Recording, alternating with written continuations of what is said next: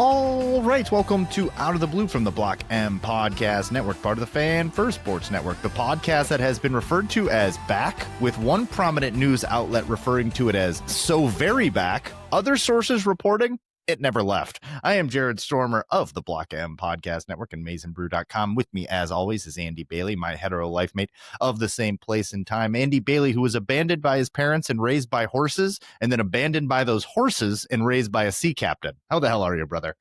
I am great, man. How are you? I am tremendous. In Sevilla, Spain, currently for Christmas, heading to Barcelona for New Year's. And probably never coming back to the States. This is just my state of being now. I live in a place where medieval castles are around me. And noting our Game of Thrones love, it probably should have always been this way. I'm surprised you're still dressed in like regular attire. Like I thought you would be wearing like a doublet, something like an emblazoned like emblem on you. And you're like, I'm like, what is that? And you're like, Andy, it's the sigil of the House Stormer. Like, you know what I'm wearing. Just like a full armor with like a gauntlet and like some chainmail. And that's what I expected at this point of you. So I respect you're still rocking some more modern, American-esque attire. But next time I expect something different. Look, I promise you that's not what I'm rocking out in the town. I'm back in the confines of the apartment, ready to record a podcast with you boys, and very excited about it. Very excited about it. Our podcast from last week aged like a fine wine. Love it when that happens. Doesn't always happen, but when it does, you got to take the victory lap. So we will obviously talk a great deal in this podcast about the hiring of Kyle Whittingham at the University of Michigan. Let's touch the banner and get through some quick hits really quick here. The Detroit Lions have been eliminated from playoff contention. Just a sad ending to the season. Again, a season that was full of injuries, but not as bad as last year. I can't really put my finger on what happened this year. Certainly the competition in the NFC, particularly in division, was raised with the Chicago Bears there. My question to you about the Detroit Lions is this iteration going to be able to compete for a title, or is the window closed? This iteration can. It still needs tweaks, mostly on the periphery, maybe some coaching stuff, but like there's the bones of a great team are here. And I think we saw that, but it was the inconsistency that bit this team in the ass time and time again. Yeah, I wouldn't say that we're out. I wouldn't say that this is done. And this iteration, mostly looking at Jared Goff, who's kind of a bit more senior than the rest of the core of the team, the Sewells, the Hutchinsons, the St. Browns, and the like. There's still at least one or two more good years where things can line up. Got to get better on defense. Need to get some better personnel on the defensive side of the ball. I think there's going to be changes on the coaching staff, particularly OC, as you maybe mentioned or alluding to there. Yeah. So I'm not out, but tweaks need to be made. And now you just add Chicago into the list of competent teams in that division. Saw some really promising things from JJ McCarthy, who then went out again. No idea what to make of that. That's for another episode. We'll certainly touch base there with the promised prodigal son. But I'm with you there. Let's talk some other sports here real quick. Get through this. Talk to me about hockey, brother. Give me an update. Oh, so World Juniors are officially underway, 2 games in for Team Canada and Team USA. Michael Hayes has been the best player for Team Canada, better than Gavin McKenna, better than Porter Martone, has scored in both of their wins so far, including the OT game winner on Saturday. And also in that game was Jack Ivankovic's first start in net for Team Canada, where he stopped 26 of 27 shots and looks to be the guy moving forward. So that's exciting. And as it pertains to the boys at home, Team USA is also undefeated in the preliminary round. Will Horkoff scored in the first game, and Cole McKinney chipped in assist on the game-deciding goal in the second. Both teams are back in action tonight and look to be on a collision course. And it's going to be very conflicting for me watching Will Horkoff and company trying to score on Jack Ivankovic, but kind of what happens in international play. That's international play for you, no doubt. I found a way to root for the German team starring Franz Wagner and Mo Wagner. So, sometimes you just got to get weird with it and accept whatever the heart accepts. The heart wants what the heart wants, brother. Women's basketball. Talk to me. Back in action. So they haven't played since the last time we spoke, but they have a good test on the road tonight. We're recording on a Monday morning. They played 12-2 Oregon at 9 p.m. on the road. They've been out there for a few days to kind of acclimate to the time change, but these conference road games can always be tricky, especially the West Coast ones, which is still a weird sentence to say for Big Ten. Yeah, absolutely. Still getting used to that part of it. And then Michigan Wolverines men's basketball, McNeese State 10-2, kind of a sneaky game. for Yeah. them tonight. Yeah, so interesting. And then on the third, they'll have USC, a game that I personally have had circled for a little bit, getting into conference and, like we said, starting that conference run. So my opinions do not change. They're one of 6 teams remaining that are unbeaten, so they remain just an absolute juggernaut with several big wins in there. So Ken Pond, number 1 team, just hearing all of the accolades being praised on them. I like that the team is staying focused, though, and not resting on anything. You haven't won anything yet, but you can't be upset about where they're at currently. Yeah, and this is kind of the end of the lulls in the schedules, like the weeks off, the weird time like differences. Like now it's like games every 3 to 4 nights the rest of the season. Yeah, and with the Big Ten schedule coming up, Michigan State twice in there, and some really frisky Big Ten teams as well, like your Illinois of the world, that I'll be excited to see how they match up against. Will they challenge Indiana, the 1975 team, for undefeated? Still probably leaning no, but like that's what we're kind of talking about. That's the conversation with this team. So I'm excited to see it once the competition stiffens here on a week to week basis.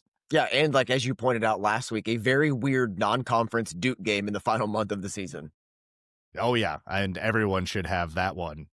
That one should definitely be circled for everyone there. We have some news regarding roster shakeups there. This is not unexpected that we saw this. Former Georgia wide receiver commit Brady Marchese, has been released from his letter of intent with Michigan.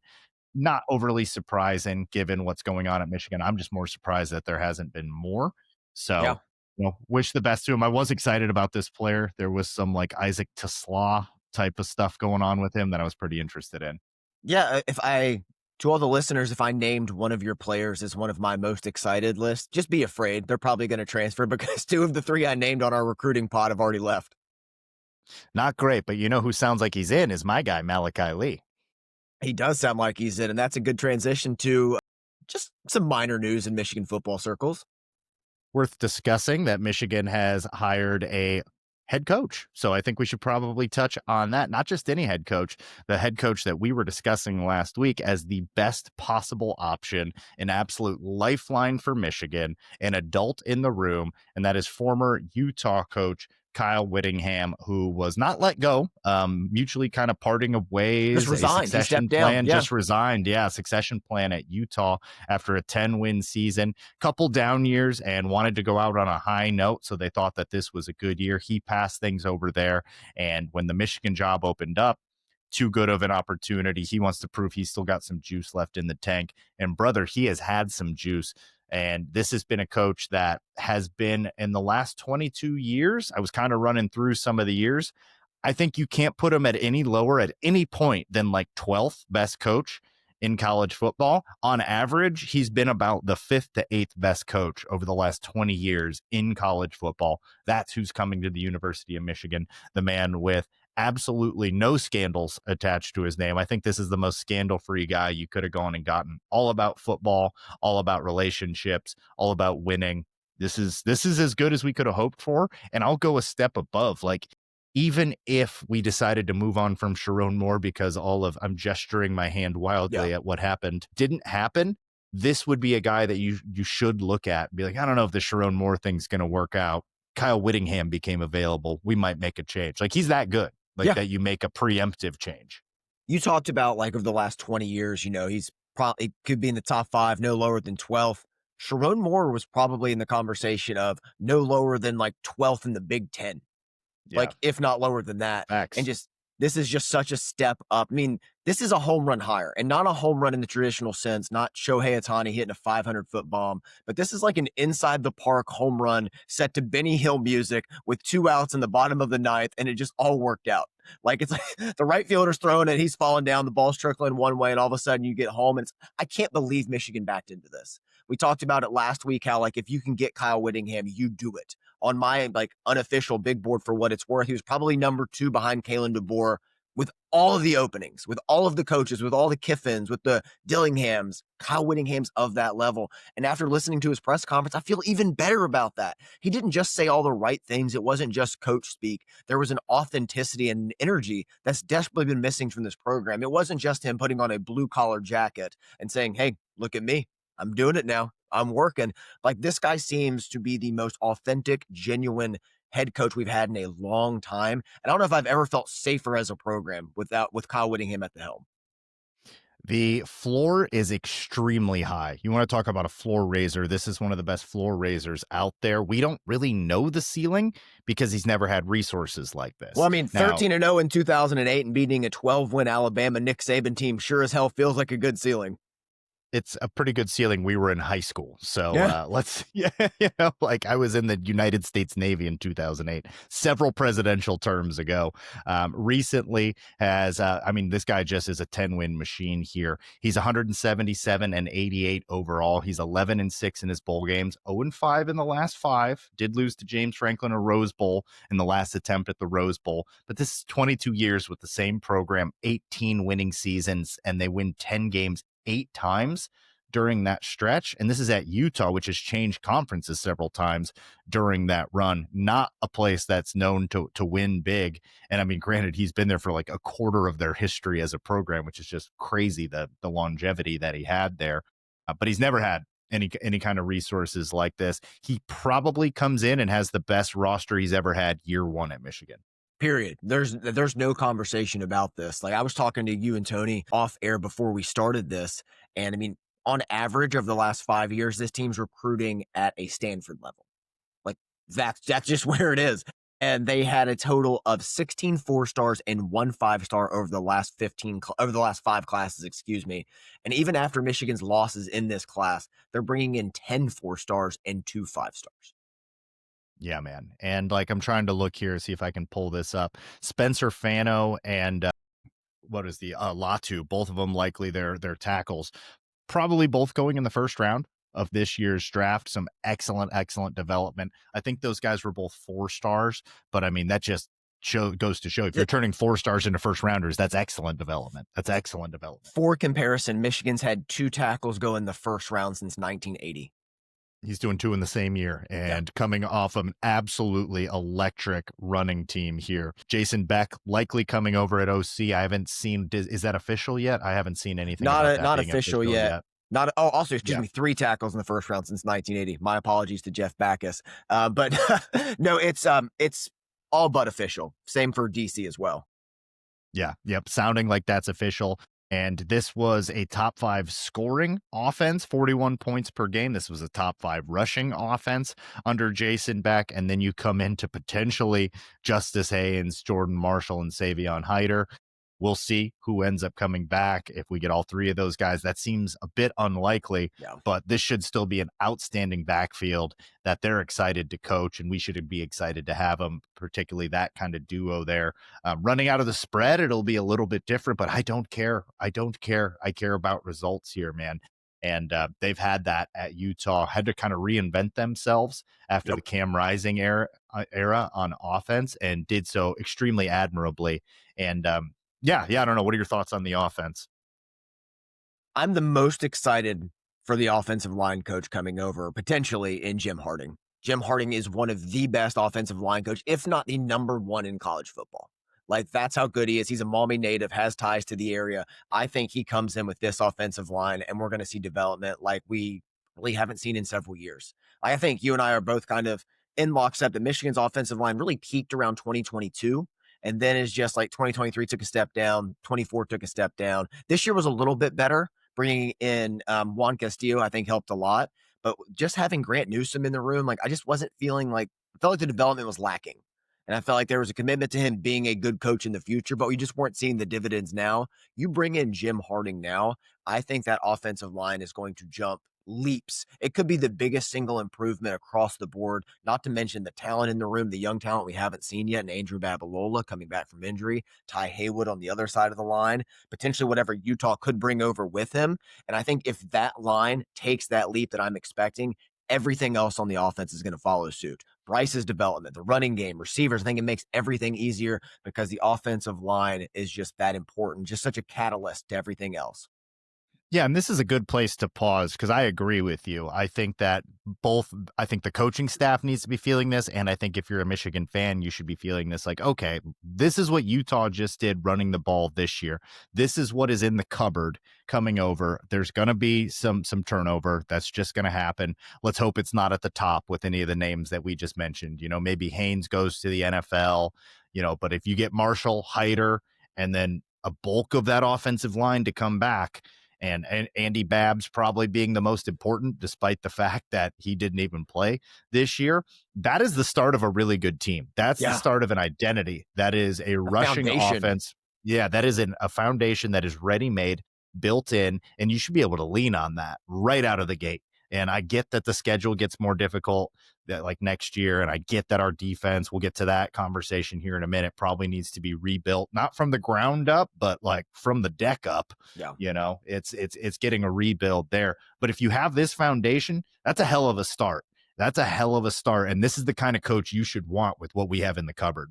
Yeah, across the board. Because one thing that really impresses me about Kyle Whittingham is his commitment to winning. So you talked about the 2 years before this season, 5-7. I mean, 2 of his 3 losing seasons at Utah were very recently. And with the Cam Rising injuries, the Andy Ludwig offense was just a little too pro style and complex. So completely brought in a new OC, a new quarterback together, very similar to what Oklahoma did with John Mateer, and took the next step, completely changed their identity. His identity is winning. That's what he is. He's a defensive minded guy, but he's not a close minded, older curmudgeon kind of coach, like very energetic, very open to change and innovation. And we saw that growth with Devin Dampier this season. Last year at New Mexico, 12 touchdowns, 12 interceptions through the year. More of a rushing threat, but was not much passing. In year 2 with Beck, 22 touchdowns, 5 interceptions, much more efficient, much more balanced. And that's not to mention taking a step up from the Mountain West to Big 12 competition. So like we're seeing the growth, we're seeing the elevation. And I think if you can look at Devin Dampier and see what he could do, now apply that to Bryce Underwood. I mean, I don't want to speak for Bryce, but I can't help but see like that kind of development, that kind of guy, and be like, oh man, this doesn't fit me, because I think it fits Bryce perfectly. I think so too, man. He also on the ground, Devin Dampier, that is 687 yards, 7 touchdowns on the ground. Devin Dampier had a really good year this year. And yeah, if you're Bryce Underwood and you're looking to take that step up, I think you and I both like Chip Lindsey. Grant Newsome was growing on me because of some of what we saw with the offensive line this year, but it wasn't a leap by the offensive line. It was not a leap. It was like an incremental growth here. So there's a chance next year with, like I said, what's in the cupboard for them to come in and take a big leap offensively, running the ball. Bryce Underwood through his efficiency. If you bring Marsh back, there's reason to be excited there. I know we lost Marchese, excuse me. I'm in Europe. I should pronounce I the wasn't name gonna more like European. correct you because he left. It's like, it's fine. Call him Marchese now. I was very excited for cheese. Like that was, yeah. it was going to be a good thing, but whatever. I don't have to worry about it anymore. But there's pieces there. You'll still have to hit the transfer portal here. It'll be very interesting to see if we get somebody from the Utah offensive line that wants to jump in the transfer portal and follow him. If there's a wide receiver out there that they have that they're targeting as well. But on the offensive side of the ball, there's a reason we started with it. There's very, very good reason to be excited. Wait for that Jason Beck news. Once you see that, you should feel really, really good about where this offense is at and where it's going. I can't imagine being an offensive lineman or a running back and wanting to not play in this offense. I like that it sticks to the Michigan identity, but adds a little bit of innovation to it. Mm-hmm. It's not just going to be pound, pound, pound. Like there's dimensions to this. I've dove into Jason Beck's offense a little bit, and there's RPOs in there, which Bryce is very comfortable with, but this is a unit committed to pounding the rock. Like, I just think having a quarterback that can throw the ball, because Devin Dampier had his limitations, as we all saw as a passer, I think it's going to open up everything else. It won't be as run heavy as Utah was. I think it's going to be a nice balance, and honestly, a nice compliment to what Michigan did this past year with Chip Lindsey.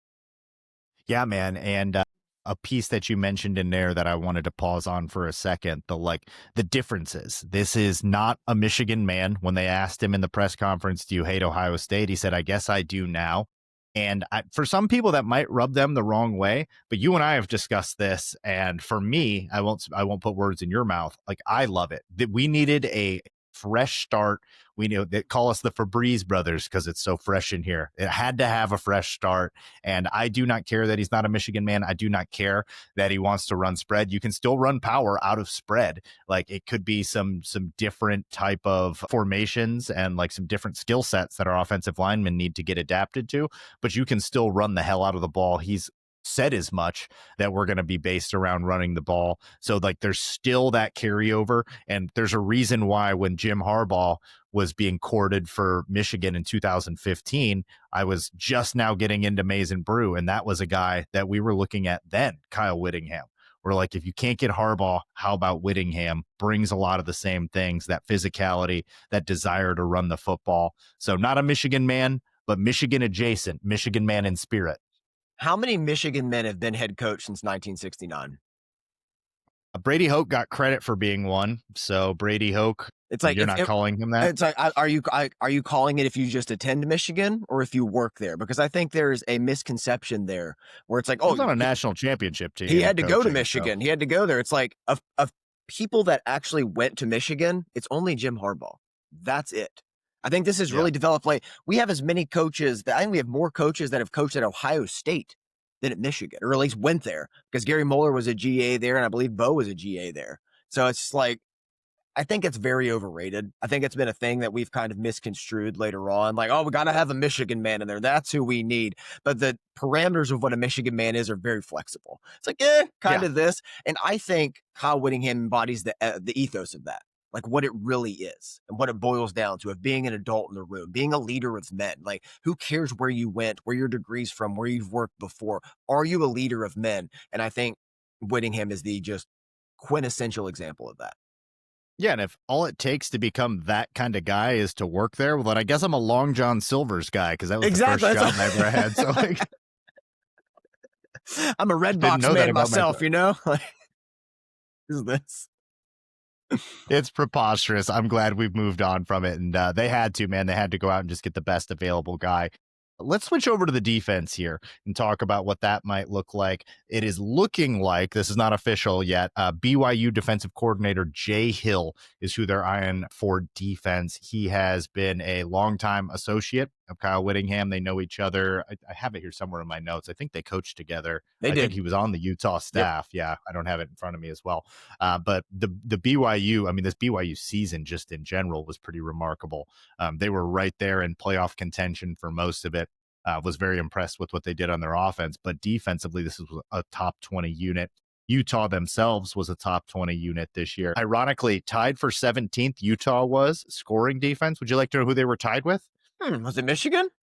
It was Michigan. They exactly tied to the decimal point. That's so funny. It's so crazy. Yeah. So very similar. The Utah run defense, not as strong against the run. The BYU run defense, probably what you should be looking at a little bit more here. So how do you feel about Jay Hill? Should he be the guy? I love the hire. I would love if this is a guy. Jay Hill worked with Kyle Whittingham from 01 to 2013 and then went on to become the winningest head coach at Weber State and then went to BYU and took that defense from 109 in his first season there to top 15 nationally in year 2.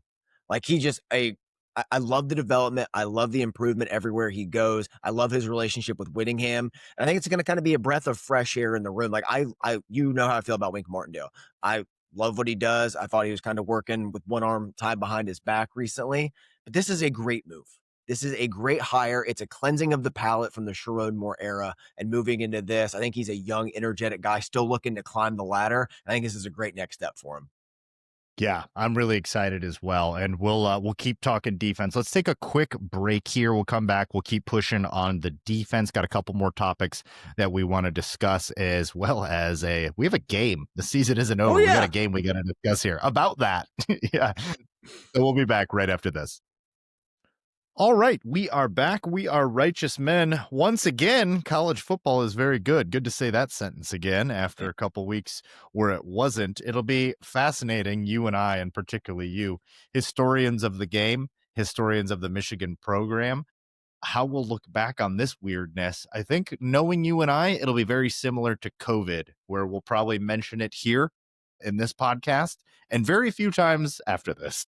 Well, I mean, Michigan's on its third coach in 4 years, and from the later Nixon years up to the later Bush years, Michigan had 3 head coaches. So not great, but at the same time, like in there is a national championship. So, Damn right. like we said a couple podcasts ago, it's going to be very hard to place it and like discuss how we feel about it. But I can tell you this with it almost guarantee that in 15 years, like if I have a son or you have a son perhaps Yeah, bouncing on your leg and he's like, Father, what was it like this period of Michigan football? I'd be like, son, we won a national championship. That's all you need to know. that's all that matters, and, like, imagine if we didn't have that. I did this thought exercise over, like, when it was getting dark. I was like, "Imagine if we didn't have a national championship in '23 and we had the Penn State season this year, how we'd be, like, viewing this time." Dude. Also, I don't think you should have a 15-year-old bouncing on your lap. That's too far gone, but, like, I'm not a parent. I don't know what's normal these days. You tell me. I've seen worse.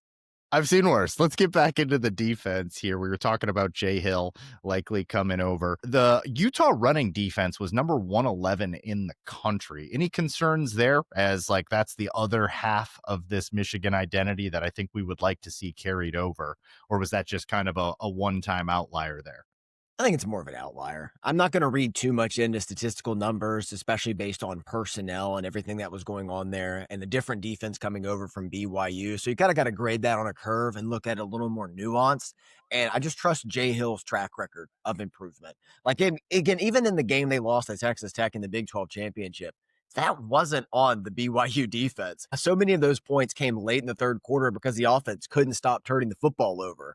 And I think it's a great unit. I think it's an improved unit. And I love, again, the relationship with Kyle Whittingham, who is a defensive minded guy. And you and I were kind of against bringing in a defensive minded coach, wanting to keep the offense together. But with Whittingham being also an excellent CEO, I think he's going to empower the offensive coordinator, Jason Beck, and empower Jay Hill to run their schemes to the best of their ability as they fit into the game plan, which is something I thought Sharon Moore really struggled with at times. Yeah, man, that's a great point, and it's something that the more we've done this and the more we've covered this team, I think that we've realized is the role of the head coach. Just Yeah. at least more so than when I started doing this, that like this guy's got so many irons in the fire. He needs to be kind of the CEO type. He needs to be managing everyone, making sure they're doing their jobs to the best of their abilities. And it's really the OC and the DC that are more hands-on and instrumental in the results for those sides of the ball. If the case is it's Jason Beck and Jay Hill, Hill absolutely turned the BYU defense Yeah. around. It was one of the worst in the country to one of the best. I mean, they were first within Big 12 in scoring defense over the past 2 years, 19 points per game. In 2024, they led the country in interceptions with 22. And in 2025, they racked up 30 sacks, their highest total since 2016. Marked improvement across the board. The resources at Michigan and the resources at BYU are dramatically different. And I don't know if it's for this podcast because it's such a topic of discussion regardless. We need to see who's moving, who's staying. But this defense is going to need to be built up. But I think that this is a great guy to have there to do that building. I also love Jay Hill's track record of just being a football coach. Here's some of the positions he's coached. He's a former cornerback, so he's coached corners at Utah. He's coached tight ends. He's coached running backs, and he's been special teams coordinator. So you're not just bringing in somebody that's a specialist. He's a football coach. And I think having that overall perspective is going to lend itself to the benefit of Michigan on both sides of the ball to play complementary football. Yeah, and we'll see if there's anybody from BYU or Utah that wants to jump and come with. Whittingham has said that he's not going to try and poach anybody, which I just like a decent human being that goes about it the right way. There's not a coach out there. There's not a media person out there that has had a bad word to say about him. But then again, if some guys see the opportunity, maybe want to jump into the portal and come to Michigan, he's certainly not going to stop them. So anybody at BYU or Utah or anybody that they were formerly in contact with, maybe recruiting that might want to jump ship could be something to watch out for as well. And then just generally the transfer portal, but more importantly, roster retention. Roster retention is, as Whittingham said, the most important thing in the next step. He's already met with Bryce Underwood. We're seeing stuff from Jordan Marshall. We've heard little rumblings about some other players as well. but love to see that Whittingham gets it, sees what we're seeing, that like step one needs to be getting on roster retention immediately. And if you're listening to some of the reports from Wink and Biff Poggi, it's been pretty, it's not eye-opening because it's not surprising, but they've been very forward, very candid about how people are feeling right now. And this is a program that really got shell-shocked, is in a bit of disarray. You wouldn't blame some of these players for leaving. And if they're able to keep this thing mostly together, it's going to be a testament to this staff right out of the gate.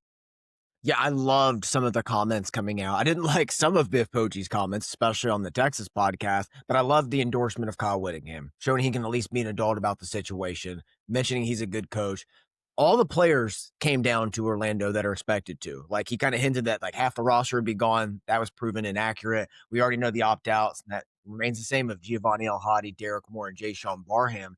But looking at the roster holistically right now, who are some of the most important players in your opinion to retain outside of Yeah, Yeah, yeah. Obviously, we've already discussed that. So I'm going to move on there. Offensive line is interesting. So I want to start the conversation there. Like, who's a must keep? I would say Andy Babs yeah, is like a must keep, because if you're building this thing out from the ground up, which you don't quite need to, this wasn't a bad offensive line. There are some pieces there that, like, Andrew Sprague would be a great start there. yep. Jake Guarinara seems like a Kyle Whittingham guy. It's a different kind of blocking, and I'll lean on you to talk about some of the differences between blocking out of the spread and blocking in a more traditional format.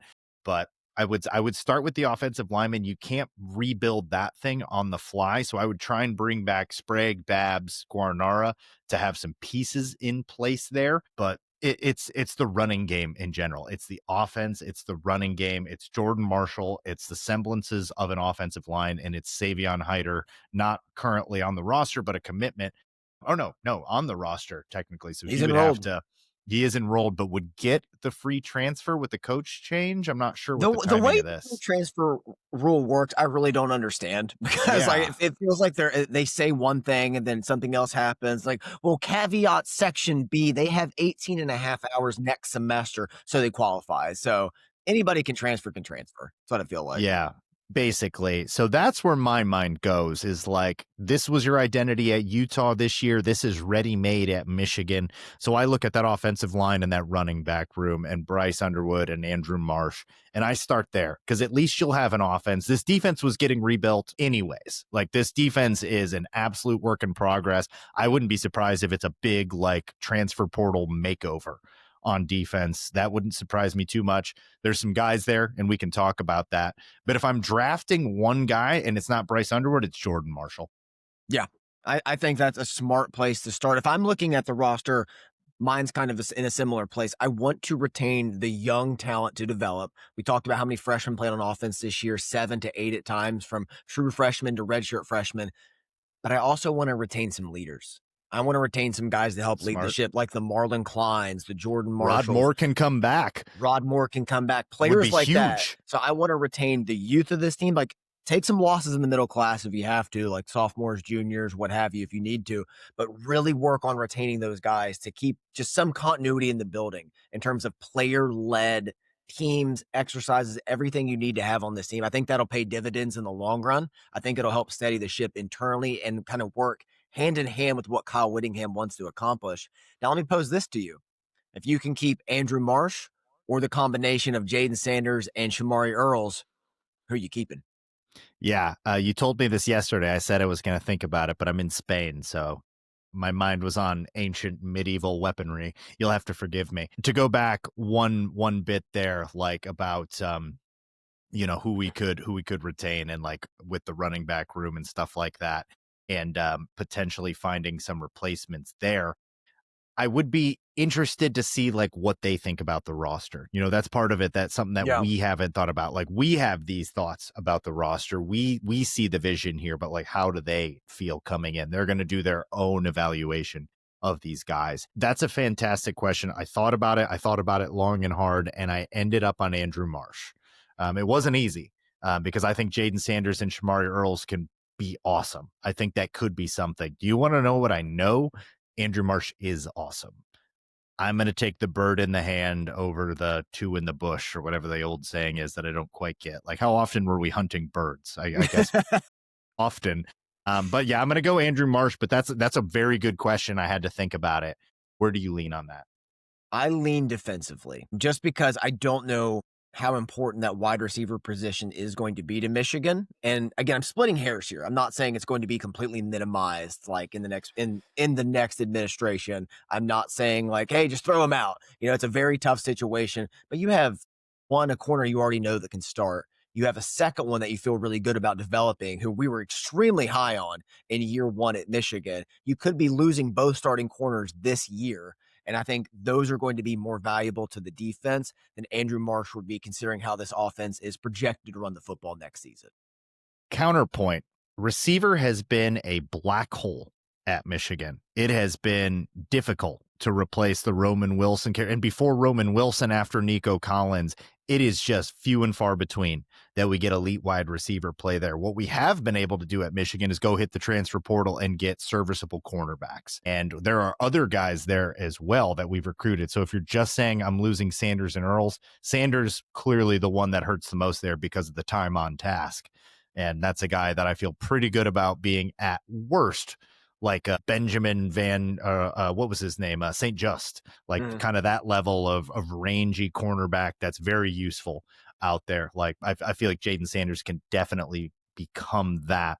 If I'm offering you a starting cornerback role at Michigan, we've done that before. We've filled in admirably with transfers. There are other guys there, TJ Metcalf, the Metcalf boys there. There's a ton of guys that we've recruited kind of at the safety, just general defensive back position.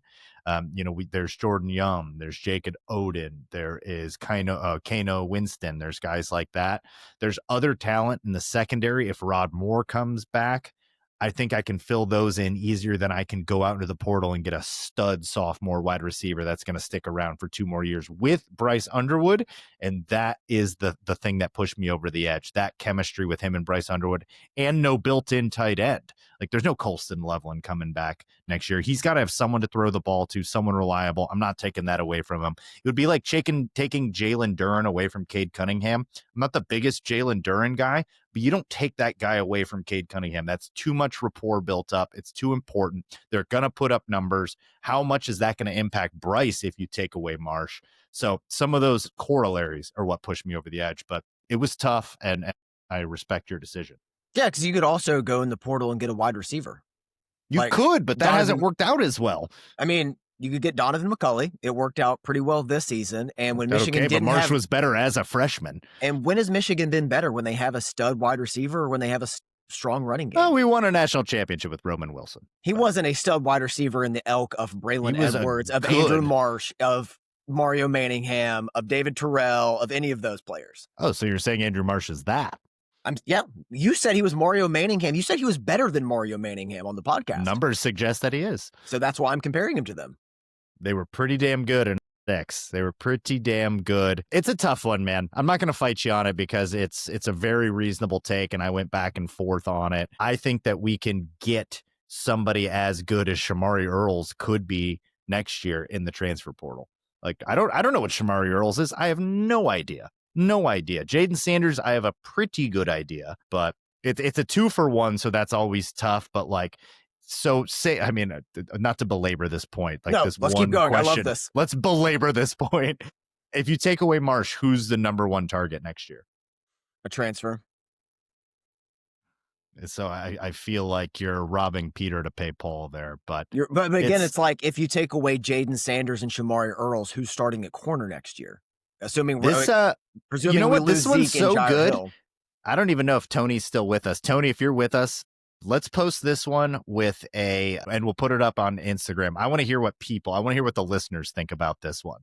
Like, what would you do here? Because this is a fascinating one. I would love to hear. So the question is that Andy posed that we are, and I love it. We never disagree. So feed this to me. Would you rather have Andrew Marsh or Jaden Sanders and Shamari Earls? So let's see what Michigan fans say. It's a tough one.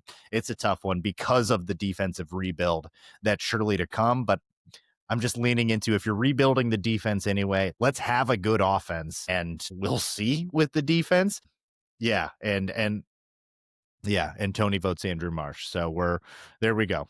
But let's talk like next players up. Next players up on the defense. You can bring anyone back. Who's the number one pick? I think it's one of those feeding into our conversation, one of the starting corners. I think it's Zeke Berry or Jair Hill. Like that's going to mitigate this and help with your argument of being on the Andrew Marsh side. Because if you can bring one of those corners back, I think it's imperative. But honestly, I think the most important person to bring back on defense, and we'll get into this in a second, is Lou Esposito. Love that. Love that take. Yeah, we'll get there in a second. Let's put a pin in that. Player wise, it's a fair argument with Jimmy Rolder potentially having a next year, has to be granted that. But I mean, guys are just getting granted those left and right. Like it's like the transfer rule. It's like it's kind of exists. It kind of doesn't. Right. Like with Rolder and Sullivan there, like I might say Rolder, assuming Sullivan comes back, and then you have a unit ready to go. That linebacker unit is something. You can build upon that. So if you can bring back Rolder, Sullivan just stays naturally. That's the start of something. So I'm leaning there. Like I like building upon a position of strength and having a position you can lean on. And there's way worse places to start building out than the linebacker core. Secondary, difficult to build out. You need a lot of guys working in concert, but I'll go with saying Rolder gets the exception, assuming that in that scenario, Cole Sullivan wouldn't transfer and would finish out his career at Michigan. Rolder Sullivan combo to me is a great place to start on defense. Yeah, I mean, I just love the depth at that position, and it remains to be seen how much of that's going to come back next season. But you factor in Owusu Boateng, your boy, which would devastate you if we lost Owusu. It would hurt. Todd Bowles, good God. His son, what's his Troy Bowles, and then not to mention like Jaden Hood coming back and Chase Taylor, who played a ton this season. And I feel like that'll be your best unit. Chase Taylor kind of gets lost in the mix a little bit because of just bad name theory. If his name was Owusu Boateng, we talk about him more. But Chase Taylor's a pretty good player. But to that point, that's why I think you could like withstand a little bit of turnover at that position. So even if you lost a Rolder or somebody, you expect one of those guys to take the next step up. Yeah, no. It's interesting. And it's just kind of like how you would like to start. Would you like from one position? Like the reason I'm going there over defensive line, if you're like, oh man, we lost Nate Marshall. I have no idea if that matters or not. That doesn't matter that much to me. I have no idea. It could, but like maybe Carter Meadows comes in and is better year one than Nate Marshall would be year two. I don't know. And like, it's a lot of unknowns on the defensive line. This is the first time in 7 years that longer. This is the first time in a long time nobody on the defensive line is going to be discussed in this. We've discussed 2 secondary players and 2 linebackers. We are just now getting to the defensive line. That is different for Michigan since we've been covering them. Can you remember a time like that? Because it's just not there for me. Not off the top of the head. We've always had somebody step up. That's who this team's always had. Or someone we're excited about. Because, this year's, the Benny year didn't play out like we thought, but we would have taken him high in this draft last year. Because in 2021, they lost 3 of 4 across the line. So Jabo, Hutchinson, and Christopher Hinton. So then you had Mozzie Smith coming back, but you also already knew a little bit about Jalen Harrell, a little bit about Mike Morris. And similar in 2023, you lost Jalen Harrell, Chris Jenkins, Braden McGregor, but you knew you had Josiah Stewart, Derek Moore waiting in the wings. And there are some guys waiting in the wings, like Dom Nichols, still reason to be excited about. But then it's like some younger guys like Beagle, true freshman, Nate Marshall, just a lot of question marks around the rest of them. And it's very interesting to be at this juncture with a new head coach looking to rebuild that room, but with also a huge, highly touted freshman class coming in across the defensive line. Yes, absolutely. And it leads me to believe that it's no different than if Sharon Moore would have been coming back. We have to hit the defensive line hard in the transfer portal. I think he realizes that. And we'll do that. But yeah, no, it's an interesting discussion. So now let's move forward to the position coaches, as you were kind of positing earlier. Which position coaches do we think are the most important to return? One of them that would have been drafted here sounds like he's coming back, and that's Tony Alford. Let's draft him up. Draft him up. All right. So Kyle Whittingham stated it. It's been reported 2 to 3 assistants are coming back. So we can draft 2 or 3 each, see how it goes. And I'll take first pick. I'll go ahead and take him. We just talked about the defensive line, how important it is.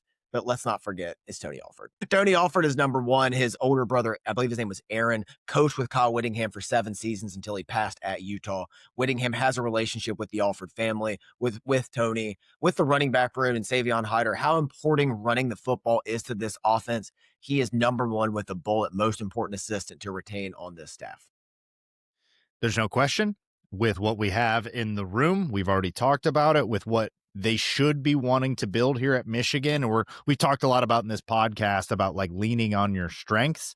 It's kind of a basketball philosophy, like where you come into a basketball team as the new coach and you're just like, all right, how do we want to play? And it's like, well, we have excellent guards and nothing in the front court. Like, all right, so we're going to be slashers. We're going to take a lot of threes. Like, that's how they need to be looking at this. Like, we need to win the game offensively this year while we figure out what we've got on defense. And where are we going to win on offense? That's running the ball. We just did it at Utah. We're going to do it again at Michigan with a better running back room. It's the right choice. I totally agree. I'm stumped here because there's part of me that like has really liked this guy and has wanted to kind of anoint him as one of the up and comers. But BYU has also been really good against the pass. I'm going to go I'm going to go Lamar Morgan. It's tough. It's really tough. Sorry to tell who I'm deciding between there. I'm going to go Lamar Morgan. I don't know who has the better relationship. I want guys that have rings, that's for sure. Like, I want Rod Moore to come back if we were going to keep drafting up the players. I want some guys with rings. I want some guys that have been there through some of the transitions. I want some through lines. You get some of that with Big Lou, but you definitely get that with Lamar Morgan.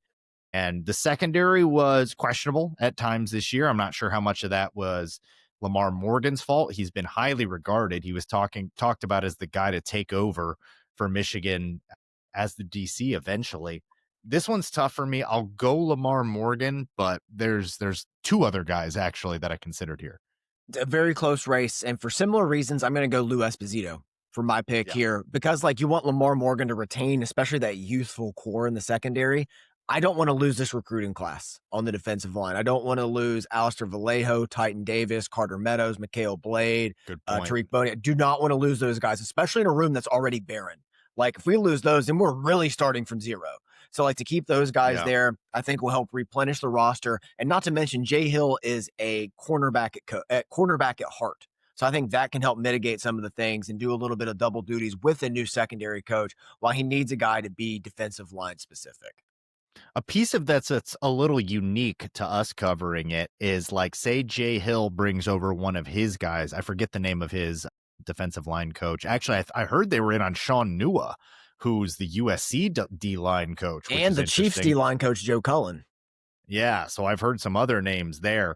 And you might be willing to part with that through line, the guys with the rings, if it's like, no, this guy has like a lead on the best transfer out there. Like, and like, you might be willing to make a move just because this guy is such an upgrade, or this guy has incredible recruiting chops, or this guy, whatever it might be. So these are pieces of the equation that we don't have. I might take Ron Bellamy just to keep Andrew Marsh. If I'm taking Ron Bellamy, who I have not loved, actually JB Brown eligible, let me get him on the board. Kerry Coombs, bring him back. Kerry Coombs, what a short tenure at Michigan. I think he gets paid out for the full. I think he signed a 2-year deal, and I think he gets all of that. My dream job. Good for him. Yeah, JB Brown's still listed on the Michigan website. They need to update that. That's hilarious. But yeah, I would take Ron Bellamy to keep Andrew Marsh. I think he's that good. I would consider it, even if it's a 1-year deal. Like a 1-year prove it deal. But Ron Bellamy, developmentally, I think Andrew Marsh bailed him out because I don't know how good it's been up to this point. That's the only reason you want to retain Bellamy. You feel like he's a good recruiter, bringing in a decent receiver, 2 decent receivers in this next class, and several good receivers in the previous one with Jamar Browder, in addition to Andrew Marsh and Jalen Pyle. But yeah, it's tough with me with Bellamy, man. I'm so back and forth because the wide receiver position was so bad this season. Like, the only reason you bring him back is to keep Marsh. And I think that's the only way you keep Marsh in this offense, is if you retain his position coach. Which I hope we do. I'm hoping to hear something from Marsh. We should probably check Twitter before we hop off and see if there's anything about that. But it would just be speculation at this point. I wouldn't expect to hear anything on any of these guys until post bowl game at this point, right? That's the first day the portal opens for the Michigan players because they get it a day early because of the 5-day window of the hire of Whittingham. Okay. Well, that transitions us. Unless you have anything else on Whittingham, the staff, who you want to retain. If Kyle Whittingham brings in Seth Wallace, associate head coach at Iowa, then this staff is serious. He is one of the Linebacker coach previously, wasn't he? previously, he's been DC, he's been cornerback coach, but he's just associate head coach right now. He's a serious player. Like, he is a big time football mind defense. Like, it would be a huge get. Like, he's probably one of the just like most unknown elite coaches in football, like people that are like nerds and weirdos like me that are like watching 96 tape and doing just all kinds of weird shit in their spare time. No Seth Wallace. And if they bring him in, I think this entire defensive unit could take a massive step up together with Jay Hill and him at the helm. Where would you put him at then? Just same role at Michigan? You could put him at linebacker. You could have him cover the linebackers. You could have him coach the secondary. Like there could be positions open. And I think if you bring in somebody like that, he's a younger coach too. He's not like an old guy. He's only 46. But he's just has so much experience. He's been at Iowa since 2015 with that Phil Parker defense, and he brings a lot of that DNA with him. I love how we talk about coaches versus how we talk about players. We're like, he's 31. He's basically washed up at this point. Just like, young man, 64 years old, got his whole life ahead of him. It's very funny how different it is. But yeah, man, this Seth Wallace is a serious ball coach. Yeah, I'm catching up on Wikipedia now. Now, I have heard of him because that Iowa staff is one that I hold in reverence and just always have, particularly on the defensive side of the ball, but didn't know like he was one of the straws stirring the drink. It's Phil Parker's right-hand man. Yeah. Like, Just give yeah. Well, if you don't get Jay Hill, just give him DC then. But yeah, exactly. bring him as your linebackers / co-DC or something like that. Start stacking the deck. And this is the last piece before we move on to the Texas game, because we got to preview that. Is I don't know how you and I or any of the fans would feel about coaching waiting. I don't think that you should do that. I don't think you should set up your succession plan based on that, particularly coming out of what we're coming out of. But Jason Beck, Jay Hill, and then you add Seth Wallace into that. Younger guys with trajectories. So also good to have on your staff. And if you want to set up a succession plan, nobody better than Kyle Whittingham, who just performed one successfully at Utah. Yes, absolutely. Certainly did. All right. Michigan has a bowl game yet to play. It's crazy to think about it. They will be playing Texas in the Citrus Bowl. New Year's Eve. I will not be able to watch this game. It'll be the first Michigan game I'm not able to watch live in some time, as basically the ball will be dropping as this thing is kicking off here in Barcelona. So that's going to be a no for me, dog. I'm going to go enjoy my night, particularly since this is so weird. This is a weird game, not just on the Michigan side, but Texas has just an absolute deluge of players that are not playing in this, or either transferring, going pro. So it's a weird game for a lot of reasons. Arch Manning and Bryce Underwood, however, will be playing. That's a lot of star power. That's a lot of blue blood, like energy out on the field. This is going to be a highly watched game, despite everything that's going on. Texas rightfully probably favored by over a touchdown in this one as of right now, because who would be betting on Michigan when we just got our head coach figured out yesterday? Our offensive coordinator is now at Missouri. Biff Poggi feels like he's been slighted for not being offered the job. Wink Martindale and Biff Poggi have cried on camera. It's a weird time. It's a weird time, and you'd be understood if you weren't fired up for this bowl game. But I'm starting to get back there now that we've got Whittingham in place and most of the team traveled to Orlando. I'm starting to get back there. I am there in a, like, of course you are. Yeah, but in kind of a different place. Like, it's just, we get to watch Michigan again. Like, come June, we're going to be begging for this opportunity, begging for this kind of football, and just trying to appreciate it while we have it. Now, there's not much to take away from this game. Like, things you can look for are just a little bit of development and effort. Like, it's a competition. I want to see a team go out there and win.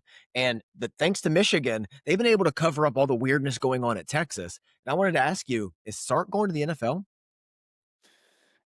There is certainly smoke You I know, mean, why that many players? What is it? I have the number here. Isn't it 23 opt-outs? Is that the number? it's a crazy number. I think 3 of their 4 leading rushers, including Contavious Wisner, several defensive starters, I think minimum 6, both linebackers, 2 or 3 in the secondary. It's very weird. I don't understand what's going on. I get like Anthony Hill opting out and for the NFL, whatever, go work on your 40-yard Absolutely. dash. I get it. But some of the other ones, I just like, why are they opting out? Why aren't they playing? Even if you're transferring, look at some of the North Texas kids. Like they'd entered the portal before their bowl game, still played, still kept it going and finished out the season. So I don't really understand what's going on, not to mention the firing of their DC after the regular season before the bowl game, bringing in Will Muschamp. Like there's just, I don't know, there's a lot of smoke. This was not a team who was defensively deficient. A lot of their losses early on were on the offense, but then there were some late season defensive lapses. It's weird. It is weird. It feels like there's something going on there at Texas that we are not privy to. You and I have said it a couple times on this podcast that like these seemingly elite head coaching jobs at the college level aren't what they were. And some of these guys might start taking the jump. You know, we saw Jim Harbaugh do it, extenuating circumstances. But if Sark gets offered a job, I think that you could see him jump. I absolutely could see something like that happening. That's not what we're talking about here. There's a game that's to be played. Sark will be on the sidelines. Biff Poggi will be on the sidelines for the Michigan Wolverines, along with Wink Martindale and basically the rest of the staff. Will Kerry Coombs be there? I have Yeah, no idea. he's there. He's coming in for one game. I love it. Michigan legend, Kerry Coombs. We will never forget the Kerry Coombs era here. Fascinating stuff there. It's weird. How much is Biff Poggi and crew able to get this team fired up for this game? I think that's so much of it. It's like, how shell shocked are these players? Like, how much are they able to internalize? I mean, again, having the ring culture there is going to be huge. A Yeah. lot of guys that have won very big at the highest level there. And like, if they're able to internalize and come out and play a very, very competitive game, I think there is stuff to take away from this. If this team is able to be like, no, we're staying together. We don't care that we're changing coaches. Like, let's rally around each other and let's go out there and show that, like, we're playing for Michigan. We're playing for the pride of the name on the front of the jersey and on the back. I think there is something to say for that. And then you see all those guys come back. That's the best case scenario for me. Michigan goes out. It's going to be a very young team again, unsurprisingly, more so with guys like Derek Moore opting out. And if you see all these young guys go out there and put forth a great inspired performance, and then those same guys are coming back rallying around Whittingham, that's meaningful to me. That seems a little fairy tale land to me. But if that does happen, best case scenario, there's something to take away from that for sure. I like the point. I like the point of the resolve, pointing to that. If this team can internalize and just focus on ball, despite everything going around being a young team, I think you're right. I think that does point to something, and it's hard to quantify what it is, but it's a maturity. I think that's what it boils down to. And I think moving forward, that's something we can take away. Be like, okay, this team is focused. They know how to stick together. I can safely say they're never going to have to go through something as wild and chaotic as what they went through the past month. Safely say that. Safely say that, especially with Kyle Whittingham at the helm. I can safely say they will never experience anything like that again. So if they can overcome this, I think that would be a big testament to them moving forward. They can overcome anything. No, I'm with you, man. And if it's Marshall and Underwood and Marsh and a young offensive line leading the way, and Jaden Sanders is out there like locking them down, and Cole Sullivan is looking good, and you're like, wait a minute, all these guys can come back. There's reason to be excited. This isn't a throwaway game necessarily. No game is throwaway to me. No way game. No, exactly. No. There's too few of them, man. Yeah. Like NBA, it's 82 freaking games and then the playoffs. Like, you can miss Clippers, Pistons. It's okay. Yeah. And I do. Like, I miss them. But, like, I'm not going to miss a Michigan game. There's no way. I'll watch this first thing in the morning. I'll get caught up. So no texting. Not that my phone works in Spain anyway. but yeah, so I'll be caught up and I'll be looking for things to take away. I'll be looking for individual growth. Who took a leap over this bowl prep period? No different than any other bowl prep period there, but that resolve, that internal drive, that desire to just be like, no, this is Michigan. We are top tier athletes that have goals to reach the next level or whatever their goals might be. Like, we're not going to just sit this one out and sit idly by while Texas runs all over us. Michigan's never beat Texas. Yeah. Never beaten Texas. That's a crazy statistic.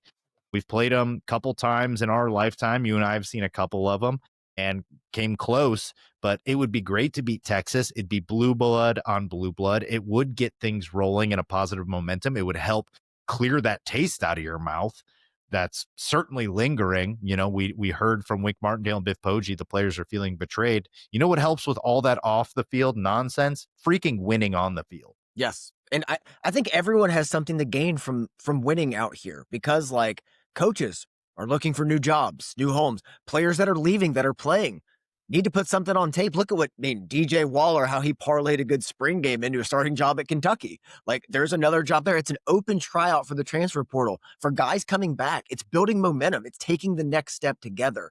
It's showing that, okay, no matter what happens on the field, we control that. We control the controllable. So I think it's a kitchen sink game at multiple levels with reckless abandon. Just throw it all to the wind, let it hang out, play free, play loose. You already know who's coming in next. So at least that uncertainty is not lingering over everybody, which I think is the most important key to this game. And I think they're going to have some fun. And if Michigan finds a way to run all over Texas and it's like, wait a minute, 260 rushing yards, they won by 15. I'm going to say some wild stuff. People are going to start saying some stuff, including on this podcast. And they're like, wait, Whittingham's coming in and they're bringing in that running offense. That is going to carry over that momentum, that hype, that kind of positive momentum and energy surrounding the program, regardless of a regime change. That will carry over. So let's get into it, man. Players of the game and predictions. Texas currently favored by about 8.5. It's a good spread. Honestly, I think it's accurate to what we've seen. The last time we saw Texas play, they were beating Texas A&M in a huge clash. And last time we saw Michigan play, it was a very apathetic, flaccid performance against Ohio State. So I understand where they're coming from in that. Players of the game, I think Bryce Underwood's going to have a big day in this one. Texas pass defense is porous, below, I believe it's like 107 or something in the country. Without the sit-outs. Yeah, without the sit-outs. And now they're not going to have Michael Taft, Malik Muhammad, and a few others back there. So I think that unit is really going to struggle in this one. So I think Bryce Underwood could have a big day. However, I think some turnovers and mistakes will ultimately doom this. They have a big special teams advantage. I don't know how much Kerry Coombs can build Rome in a day going against this Texas team, but it could be significant. It could be enough. But mistake here, mistake there. I think Texas takes this one 28-17. Anyone on defense you want to call out? Defense, Brandon Hillman. I think there'll be some opportunities there. It was funny how most people wrote Arch off after the first game of the season, but quietly finished with almost 3,000 yards, 24 touchdowns, only 7 picks. So I wrote him off after the 4th game of the season, to be fair. But it's like quietly put together a solid campaign for a year one starter. I think Hillman will be heard from in this game. I think he'll like have some big moments in this, but the combination of Ryan Wingo, the fact that Texas can't run the football though does give me a little bit of pause to this because even when they had Quintavious Wisener, they're one of the worst rushing offenses in the country, and it is hard to beat Michigan when you're one-dimensional. But perhaps the loss of Derek Moore could play into some of this, and the loss of Jayshawn Barham as a pass rusher. So yeah, I think Texas takes the win, but I think we're going to see some things that we're going to feel optimistic about moving forward. Yeah, no. I think you said it. This Texas defense wasn't as good as the Ohio State defense before all the opt-outs. So I'm hoping Bryce Underwood can come in and have a rebound game. You know, it's going to be nice and warm down there in Orlando. No issues there. I'm going to take Andrew Marsh as my offensive player of the game. Kind of on a similar line. Like I'm hoping for a bounce back. I think that's the best thing we could see as Michigan fans is a Bryce Underwood bounce back. We know what we have with Jordan Marshall. I'd almost rather not put the hits on him because of it got a little rough there down the stretch. You know, he was banged up and we were needing the hell out of Jordan Marshall. We need you next year, Jordan Marshall. So I don't necessarily want a 25 carry game for Jordan Marshall here. So give me Marsh. And on defense, I'm going to go Cole Sullivan. I think he should be one of the building blocks for next year. So I want to see him had really good ball skills in limited opportunities. And I think is a strong tackler, just has a nose for the football more so than he does have the tackling piece and the blitz component. But if he can land that, that's a really well-rounded linebacker. I do think that Texas is going to take this one, though, even with the opt-outs. Arch Manning starting to look like the prospect people said he was, but Michigan could make this really tricky on them. They could make this really tricky on them. That's a lot of dudes sitting out, one-dimensional. It's basically, can Arch Manning get him to 27 points, or 24 points would probably do it, I think. So if Arch Manning can get him to 24 points, they can win this. But can Michigan win with 17 points? It would take a hell of a day by the defense. I think if it's under 17 points, Michigan would win it.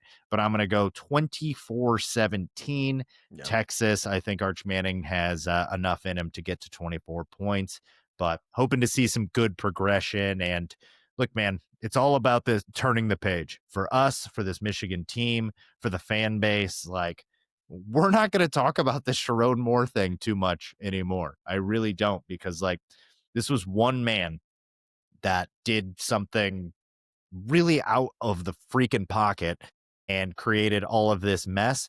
Michigan has done what they needed to do to turn the page. This team needs to do what they need to do to turn the page, and that starts against Texas. So it's time to turn the page, both physically, mentally, spiritually, and it starts against Texas, but really the offseason, the practices that follow, I'm excited about it. And I'm excited about this Texas game because, God willing, we can retain most of these guys, and this is the base of our team next year.